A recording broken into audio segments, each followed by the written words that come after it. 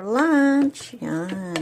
Rice with egg, have corn, salmon, and spinach with corn and mushroom.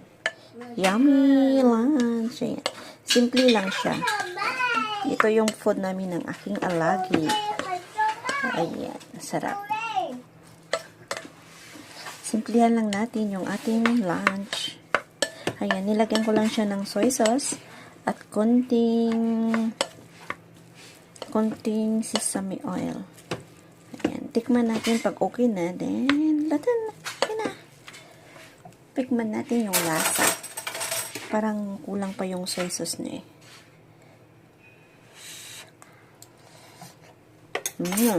Yummy. What, baby boy? Yummy. Yeah, I put